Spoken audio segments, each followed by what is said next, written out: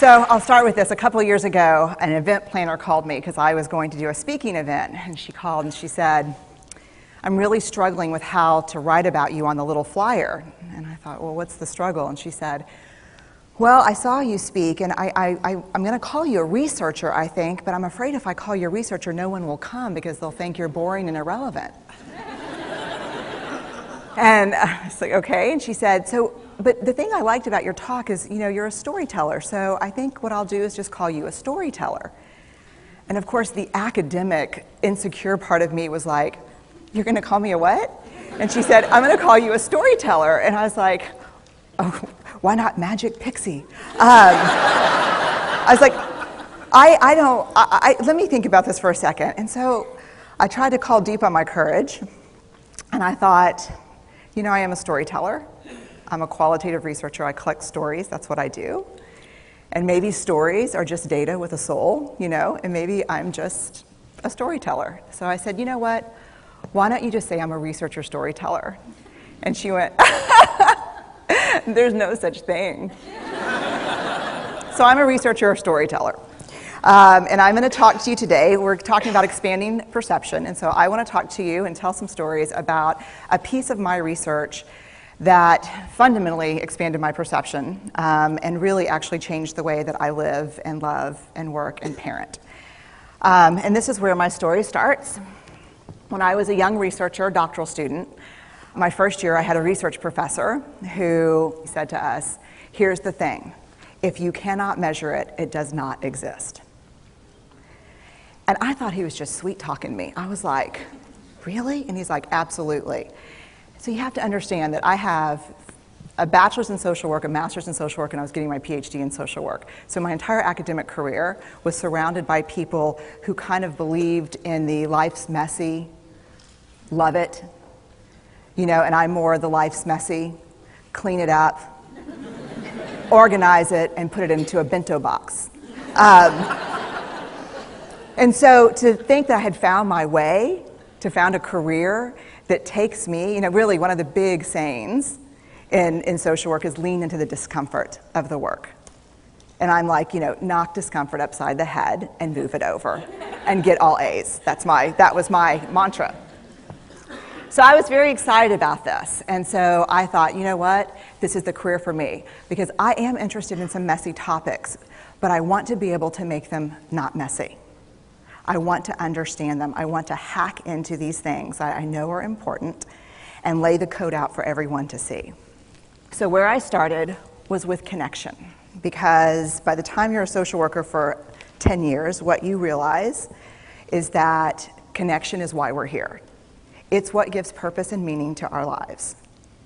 This is what it's all about. It doesn't matter whether you talk to people who work in social justice and mental health and abuse and neglect. What we know is that connection, the ability to feel connected, is neurobiologically, that's how we're wired, it's why we're here. So I thought, you know what, I'm going to start with connection. Well, you know that situation where you get an evaluation from your boss and she tells you 37 things that you do really awesome and one thing that you can't, an opportunity for growth. And all you can think about is that opportunity for growth, right?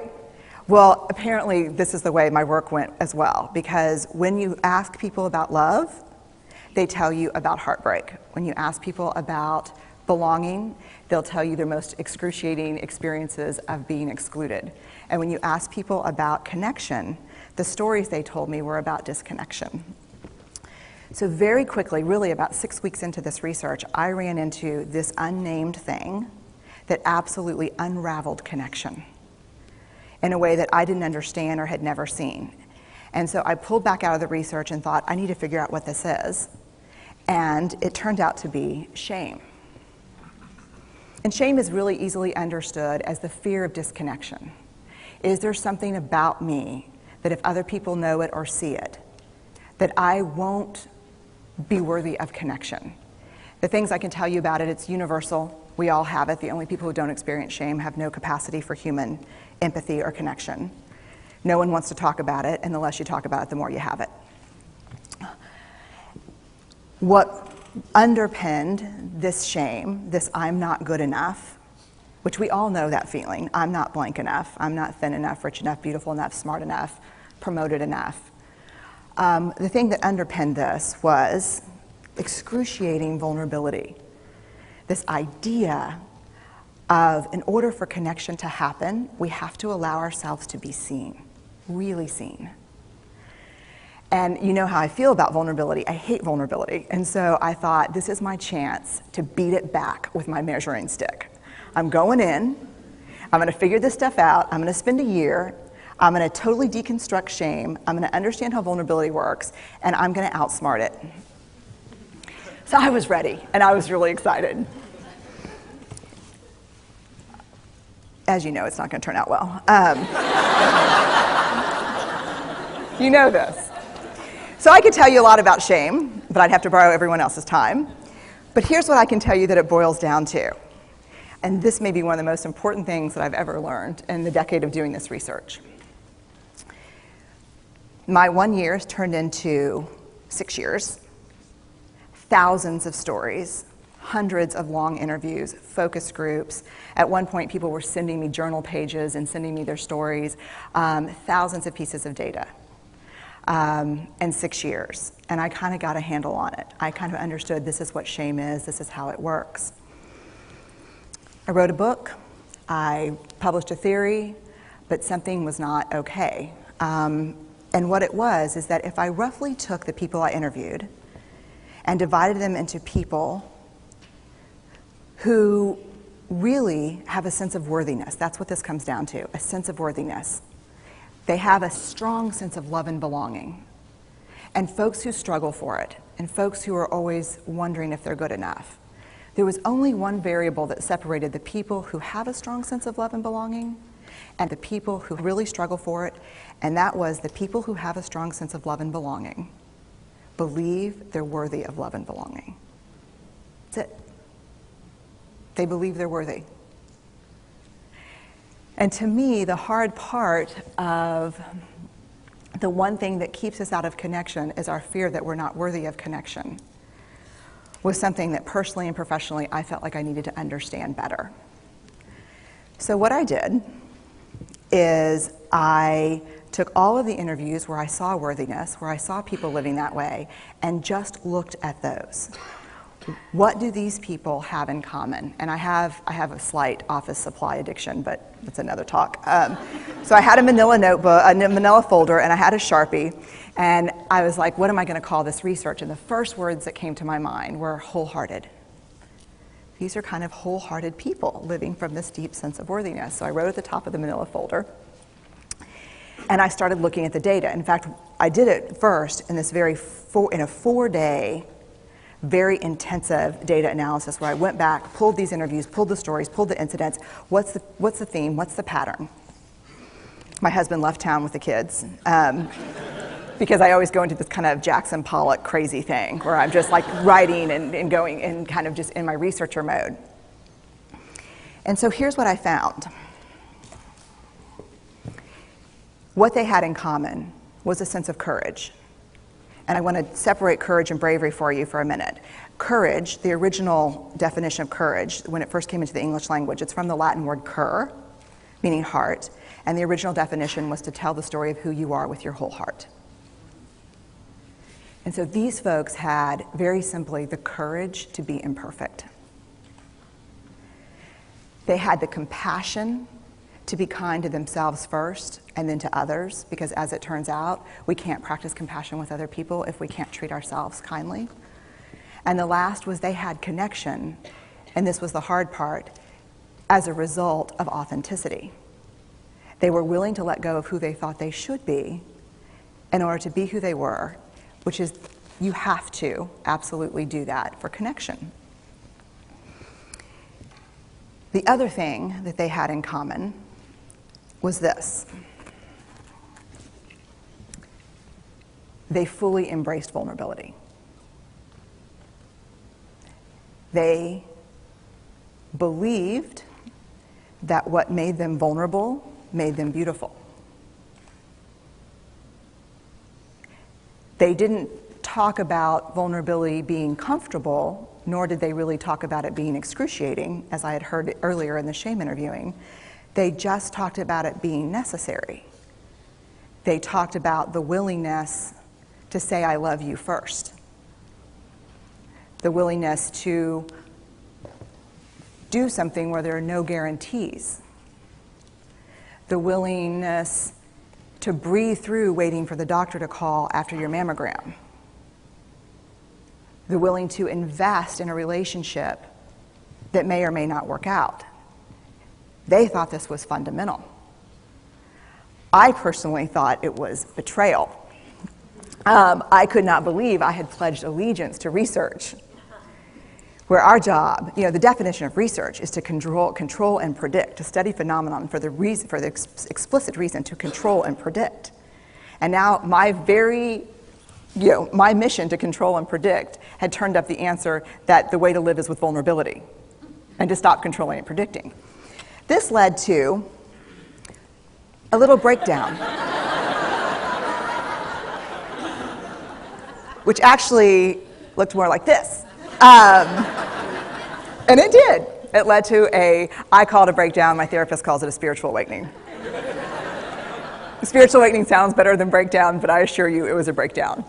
And I had to put my data away and go find a therapist. Let me tell you something. You know who you are when you call your friends and say, I think I need to see somebody. Do you have any recommendations? Because about 5 of my friends are like, woo, I wouldn't want to be your therapist. And I was like, what does that mean? And they're like, I'm just saying, don't bring your measuring stick. It's like, okay. So I found a therapist. My first meeting with her, Diana, I brought in my list of the way the wholehearted live. And I sat down, and she said, how are you? And I said, I'm great, I'm okay. And she said, what's going on? And I said, and this is a therapist who sees therapists, because we have to go to those because their BS meters are good. And so I said, here's the thing, I'm struggling. And she said, what's the struggle? And I said, well, I have a vulnerability issue, and I know that vulnerability is kind of the core of shame and fear and our struggle for worthiness, but it appears that it's also the birthplace of joy, of creativity, of belonging, of love, and I think I have a problem, and I need some help. And I said, but here's the thing, no family stuff, no childhood shit, I just need some strategies.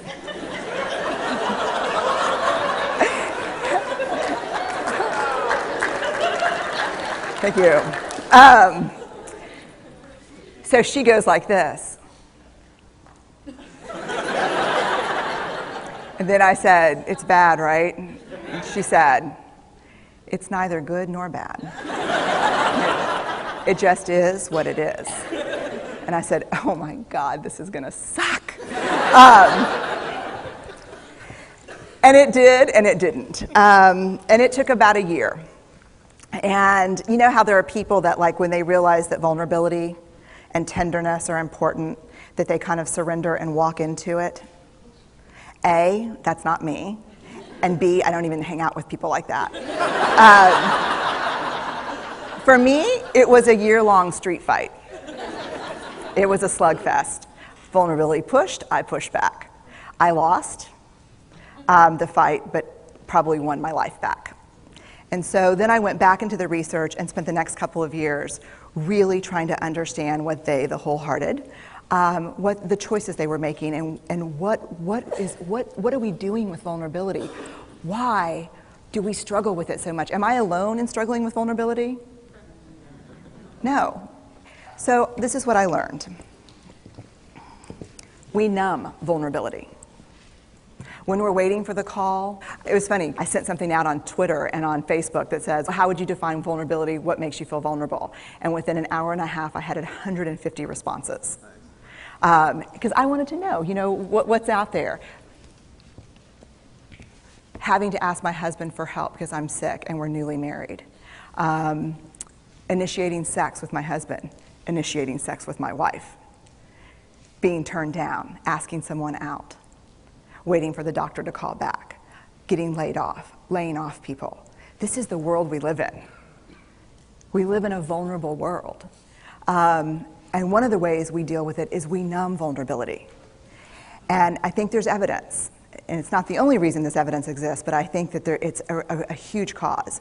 We are the most in debt, obese, addicted, and medicated adult cohort in US history. The problem is, and I learned this from the research, that you cannot selectively numb emotion. You can't say, here's the bad stuff. Here's vulnerability, here's grief, here's shame, here's fear, here's disappointment. I don't want to feel these. I'm going to have a couple of beers and a banana nut muffin. I don't want to feel these. And I know that's knowing laughter. I hack into your lives for a living. I know that's, God.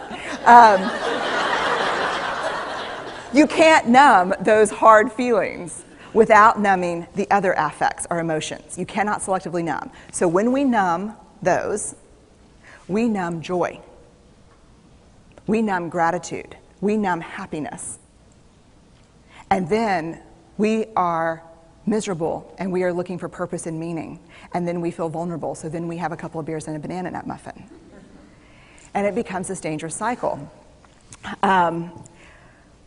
One of the things that I think that we need to think about is why and how we numb. And it doesn't just have to be addiction. The other thing we do is we make everything that's uncertain certain. Religion has gone from a belief in faith and mystery to certainty. I'm right, you're wrong, shut up. That's it. Just certain. The more afraid we are, the more vulnerable we are, the more afraid we are. This is what politics looks like today. There's no discourse anymore. There's no conversation. There's just blame. You know how blame is described in the research? A way to discharge pain and discomfort. We perfect. If there's anyone who wants their life to look like this, it would be me. But it doesn't work, because what we do is we take fat from our butts and put it in our cheeks. Which just, I hope in 100 years people will look back and go, wow. You know? And we perfect, most dangerously, our children. Let me tell you what we think about children. They're hardwired for struggle when they get here. When you hold those perfect little babies in your hand, our job is not to say, look at her, she's perfect. My job is just to keep her perfect, make sure she makes the tennis team by 5th grade and Yale by 7th grade. That's not our job. Our job is to look and say, you know what? You're imperfect and you're wired for struggle, but you are worthy of love and belonging. That's our job. Show me a generation of kids raised like that and we'll end the problems I think that we see today. We pretend that what we do doesn't have an effect on people. We do that in our personal lives. We do that corporate, whether it's a bailout, an oil spill, a recall. We pretend like what we're doing doesn't have a huge impact on other people. I would say to companies, this is not our first rodeo, people. We just need you to be authentic and real and say, we're sorry, we'll fix it. But there's another way, and I'll leave you with this. This is what I have found. To let ourselves be seen, deeply seen, vulnerably seen. To love with our whole hearts, even though there's no guarantee. And that's really hard, and I can tell you as a parent, that's excruciatingly difficult. To practice gratitude and joy in those moments of kind of terror when we're wondering, can I love you this much? Can I believe in this passionately? Can I be this fierce about this? Just to be able to stop and instead of catastrophizing what might happen, to say, I'm just so grateful. Because to feel this vulnerable means I'm alive. And the last, which I think is probably the most important, is to believe that we're enough. Because when we work from a place, I believe, that says, I'm enough, then we stop screaming and start listening. We're kinder and gentler to the people around us, and we're kinder and gentler to ourselves. That's all I have.